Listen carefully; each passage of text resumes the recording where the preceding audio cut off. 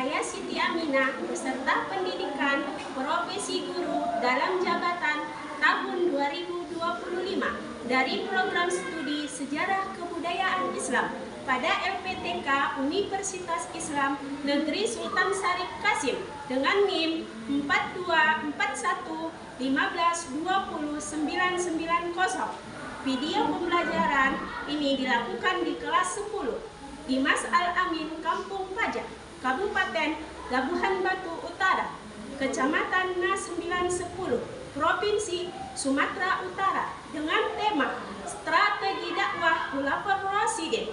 Pembelajaran ini menggunakan metode Problem Based Learning atau PBL.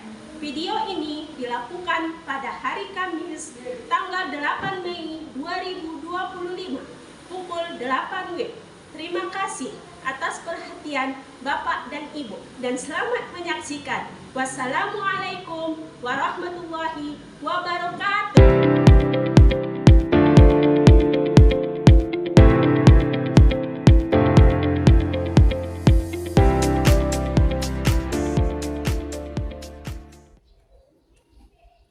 Assalamualaikum warahmatullahi wabarakatuh.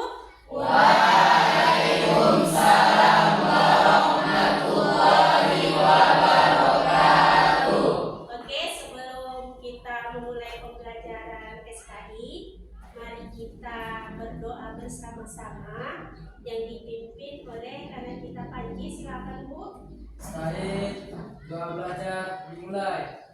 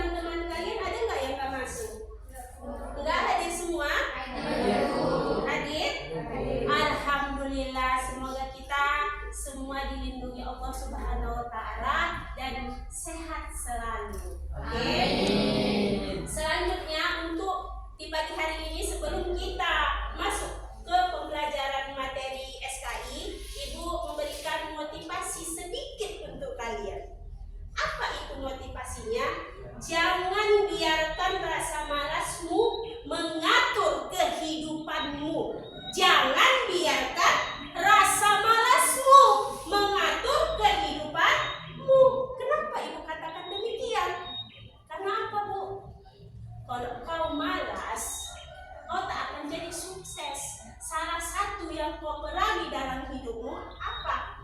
Rasa malas belajar, rasa malas sekolah. Maka dari itu rajin kalian mau sekolah. Jangan malas-malas karena itu adalah masa depan untuk kalian. Lihat zaman sekarang, zamannya sudah canggih-canggih kan? Ya kan? Kalau tak ada ilmu, kita akan bawah. Maka dari itu, hilangkan rasa malas kalian. Untuk itu, untuk semangat pagi ini, biar kalian semangat, ayo kita tepuk semangat. Oke? Ikuti ibu, oke? Tepuk semangat. Semangat. Yes. Oke, terima kasih. Sebelum kita melanjut ke pembelajaran kita, Ibu mengingat kembali pelajaran kita minggu kemarin. Masih ingatkah apa pembelajaran kita minggu kemarin? Yaitu tentang Khulafaur-Rasyidin. Siapakah yang masih ingat apa itu pengertian Khulafaur-Rasyidin? Apa itu, Bu? Para pemimpin yang mendapatkan petunjuk. Oke, terima kasih. Yaitu para pemimpin yang mendapat petunjuk. Terima kasih untuk Ibu. Selanjutnya, pertanyaan yang kedua, mengingat kembali pembelajaran kita. Siapa saja Khulafaur-Rasyidin itu? Ada berapakah sahabat-sahabat Nabi itu setelah Nabi Muhammad meninggal dunia atau wafat? Ada yang tahu? Apa saja, Bu? Abu Bakar As-Siddiq, Umar bin Khattab, Utsman bin Affan, Ali bin Abi Thalib. Oke, terima kasih. Tepuk tangan. Bisa kita mulai siapa-siapa saja sahabat-sahabat Nabi itu bisa kita sebutkan bersama-sama? Bisa. Yang pertama siapa, Bu? Abu Bakar As-Siddiq. Dua. Umar bin Khattab. Tiga. Utsman bin Affan. Yang terakhir Ali bin Abi Thalib. Yang pertanyaan ketiga, ciri-ciri pemerintahan pada masa Khulafaur-Rasyidin, adakah yang tahu? Saya, Bu. Apa itu, Panji? Ada 4, Bu. Iya, ada 4. Apa saja? Pertama, berlandaskan pada Al-Quran dan Sunnah Rasulullah SAW. Oke. Yang kedua, menjunjung tinggi keadilan dan musyawarah. Oke. Yang ketiga, sederhana dan dekat dengan masyarakat. Yang terakhir. Yang keempat, memilih melalui sistem syura musyawarah. Oke, terima kasih untuk anak Ibu. Tepuk tangan. Oke, selanjutnya sebelum kita lanjut ke materi kita di pagi hari ini, Ibu memberikan ada tugas atau pertanyaan. Itu kalian kerjakan, nanti dikumpul 5 menit, Ibu tunggu ya. Silakan dikerjakan tentang Khulafaur-Rasyidin, mengulas kembali pembelajaran kita minggu kemarin.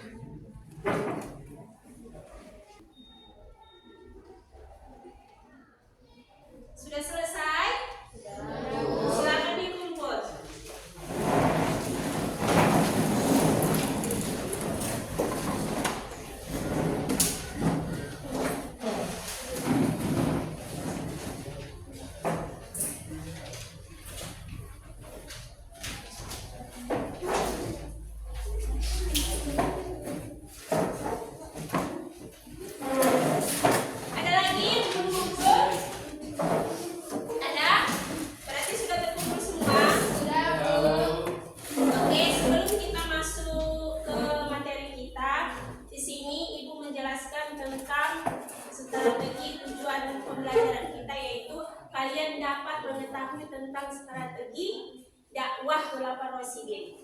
Itu dia tujuannya. Terus kita nanti pembelajarannya yaitu metode PBL, yaitu kita mencari kasus, nanti ibu kasih kelompok, kerjakan, terus cari permasalahannya, nanti kita bahas bersama-sama. Setelah itu kita jawab bersama-sama secara berkelompok. Nah, di sini ibu ada membuat video, cari permasalahannya apa, nanti kita jawab bersama-sama. Kalian tonton, kalian simak, kalian perhatikan, kalian pelajari apa isi video ini, otomatis tentang Khulafaur Rasyidin.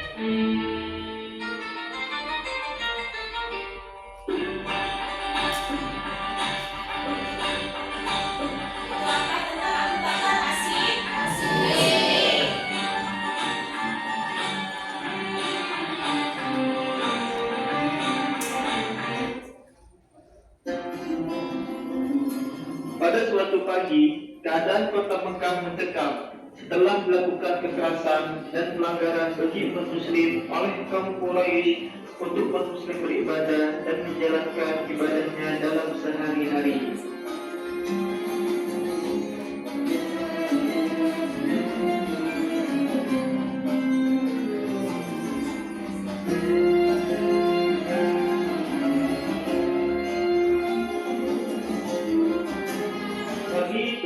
Sayyidina Abu Bakar As-Siddiq radhiyallahu anhu menyampaikan perintah Rasulullah sallallahu alaihi wasallam yang diterima dari Allah Subhanahu wa taala untuk memberitahukan kepada seluruh umat muslim agar segera berhijrah ke pasar masjid.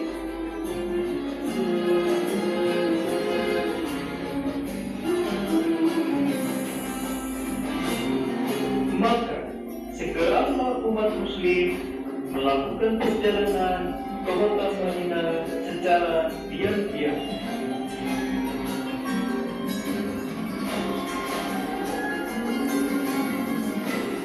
Sayyidina Abu Bakar As-Siddiq radhiyallahu anhu dan Nabi Muhammad sallallahu alaihi wasallam melakukan perjalanan berdua. Sayyidina Abu Bakar As-Siddiq radhiyallahu anhu menjaga Nabi Muhammad sallallahu alaihi wasallam dari kaum Quraisy dan sedang mengajarnya.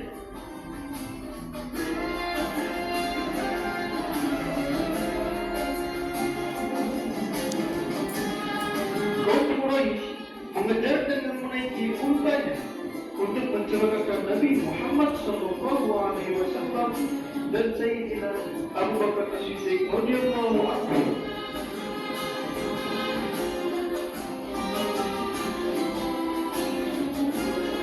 Sayyidina Abu Bakar As-Siddiq radhiyallahu anhu dan Nabi Muhammad sallallahu alaihi wasallam segera menuju Gua Tur untuk berlindung.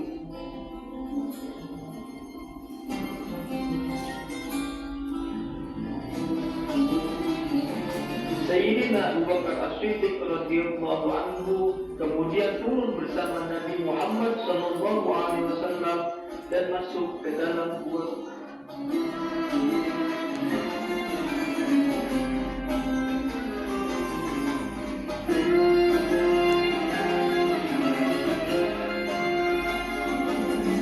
Sebelumnya Sayyidina Abu Bakar As-Siddiq radhiyallahu anhu telah menutup lubang dan membersihkannya.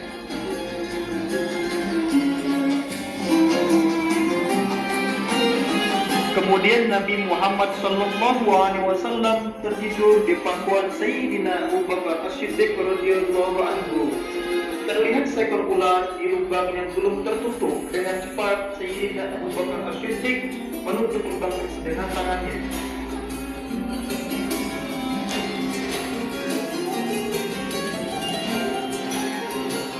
Datanglah pertolongan Allah Subhanahu wa Ta'ala.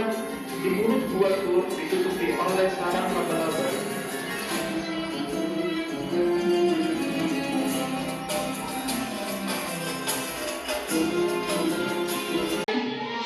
Sayyidina Umar bin Khattab radhiyallahu anhu menuju rumah yang di dalamnya terdapat Nabi Muhammad sallallahu alaihi wasallam dan para sahabatnya. Umar bin Khattab radhiyallahu anhu mengucapkan dua kalimat syahadat untuk menerima Islam sebagai agamanya di hadapan Nabi Muhammad sallallahu alaihi wasallam dan para sahabatnya. Video ini yang kalian tonton, ada yang perlu dipertanyakan atau masalah yang Anda mau pertanyakan? Nah, silakan Bu, apa itu? Apa solusi yang dihadapi Abu Bakar As-Siddiq untuk memerangi nabi-nabi palsu? Nah, apa solusi yang dihadapi Abu Bakar As-Siddiq untuk memerangi nabi-nabi palsu? Nah, tadi di sini sudah ada dijelaskan. Ada yang bisa jawab? Nah, apa itu Bu? Apa solusinya untuk memerangi nabi-nabi palsu? Abu Bakar mengirim pasukan untuk memerangi para nabi palsu dan orang-orang murtad dalam perang Ridha. Ia tegas dalam menegakkan keimanan dan menjaga keutuhan Islam. Oke, yaitu Abu Bakar mengirim pasukan untuk memerangi orang-orang atau nabi palsu.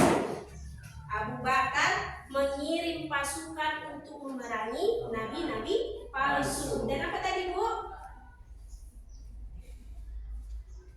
Dan menegakkan keimanan dan keimanan.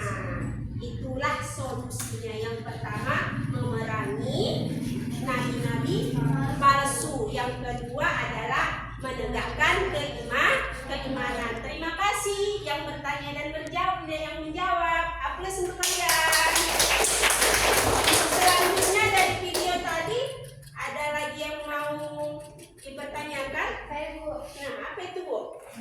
bagaimana solusi pengumpulan Al-Quran yang dilakukan Abu Bakar As-Siddiq? Solusinya pengumpulan Pengumpulan Al-Quran ya? Iya Bu. Nah, adakah yang bisa menjawab solusinya? Nah, apa itu Bu? Kata Sufyan Umar, Abu Bakar memerintahkan pengumpulan Al-Quran secara tertulis untuk pertama kalinya.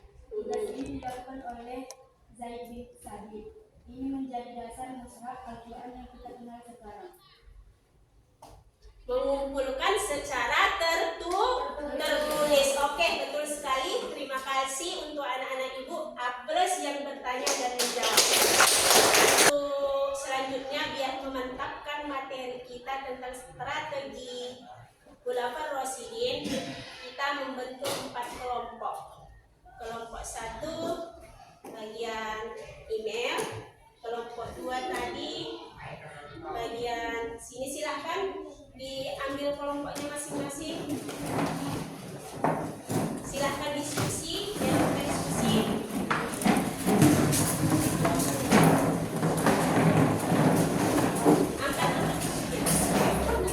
Silahkan diskusi, nanti kita presentasikan dan kita jawab bersama-sama.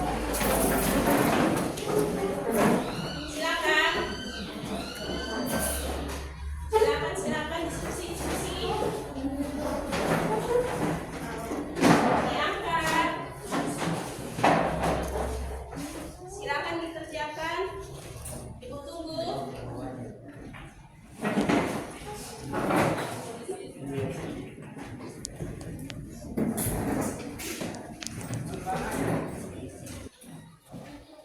Assalamualaikum warahmatullahi wabarakatuh. Kami dari kelompok 1 akan mempresentasikan hasil dari diskusi kami tadi, yaitu mengenai masa kepemimpinan Abu Bakar As-Siddiq. Untuk yang pertama yaitu kehidupan Abu Bakar As-Siddiq. Abu Bakar dikenal sebagai orang yang memiliki peran penting dalam masyarakat Mekah. Ia sering membantu orang-orang yang membutuhkan dan menjadi penengah dalam konflik-konflik yang terjadi. Kehidupan setelah menjadi khalifah. Setelah menjadi khalifah, Abu Bakar memiliki tanggung jawab yang lebih besar dalam memimpin umat Islam. Kegiatan sehari-harinya, Abu Bakar biasanya memulai hari dengan melakukan sholat subuh, kemudian melakukan aktivitas sebagai khalifah seperti mengadakan pertemuan dengan para sahabat, pembesar negara, serta mengambil keputusan-keputusan penting. Abu Bakar As-Siddiq menghabiskan waktunya untuk menyelesaikan masalah umat dan menegakkan Islam. Ia juga melanjutkan jihad, berdakwah dan melakukan negeri-negeri lain. Pada masa kepemimpinan Abu Bakar As-Siddiq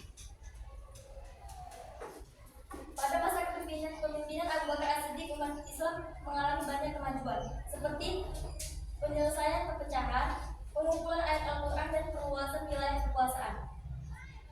Beberapa prestasi Abu Bakar As-Siddiq yaitu menetapkan kaum murtad, mengumpulkan ayat Al-Quran yang disalin menjadi mushaf, mengajak kembali kaum muslimin pada ajaran Islam yang benar, mengatasi pemberontakan suku-suku Arab yang menolak membayar zakat, mengatasi orang yang mengaku sebagai nabi pengganti Muhammad, perluas wilayah kekuasaan ke Yaman, Iran, dan wilayah sekitarnya, mengirimkan pasukan ke Iran dan Syam. Dari hasil diskusi kami ini, apakah ada yang ingin bertanya?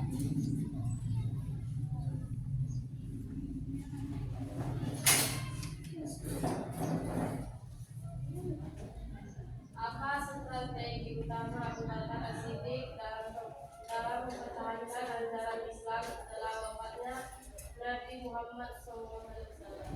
Apa strategi Abu Bakar? Strategi Abu Bakar ada 4, yaitu memerangi orang-orang murtad dan nabi palsu, menegakkan kewajiban zakat, mengumpulkan Al-Quran, melanjutkan ekspedisi militer ke luar Jazirah Arab. Bagaimana? Pas. Selanjutnya, silakan Bu. Apa peran Abu Bakar dalam menyatukan umat Islam melalui langkah politik? Ia segera mengambil langkah politik dengan menerima baiat sebagai khalifah di Saqifah Bani Sa'idah untuk menghindari kekosongan kepemimpinan yang bisa menyebabkan perpecahan. Selain itu, Abu Bakar menerapkan sistem musyawarah dalam pengambilan keputusan sehingga semua golongan merasa dilibatkan. Menegakkan hukum Islam secara adil dan tegas agar wibawa kepemimpinan tetap kuat. Mengirim pasukan untuk memerangi pemberontak dan kaum murtad sebagai bentuk dakwah politik yang menunjukkan ketegasan dalam menjaga kesatuan umat. Memperkuat pemerintahan di pusat di Madinah agar menjadi pusat kekuatan dan dakwah Islam. Oke, terima kasih untuk anak-anak ibu yang bertanya dan menjawab. Oke, terima kasih untuk kelompok 1 A+ untuk kalian. Dari materi yang kita bahas ini yaitu strategi dakwah Khulafaur Rasyidin. Salah satu kesimpulan yang kita bisa ambil yaitu kalau dia Abu Bakar As-Siddiq, apa yang bisa kita ambil? Menjaga keutuhan umat setelah apa? Setelah wafatnya Nabi Muhammad dan memerangi nabi-nabi palsu. Tahu kalian nabi-nabi palsu?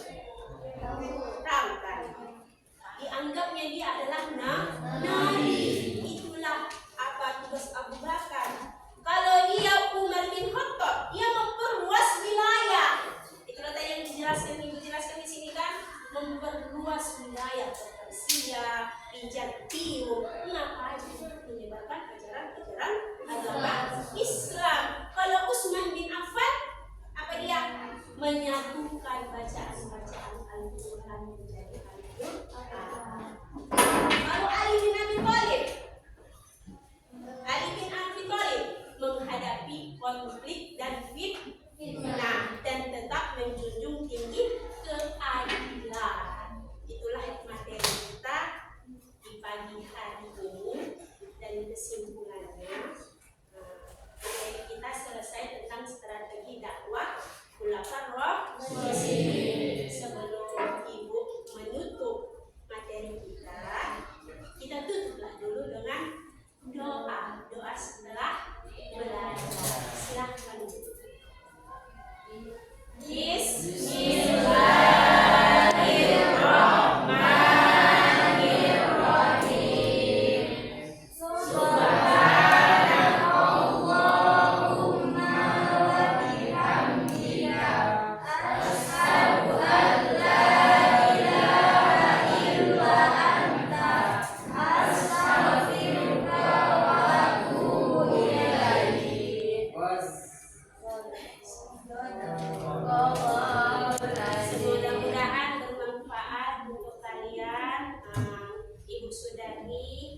Assalamualaikum warahmatullahi wabarakatuh. Waalaikumsalam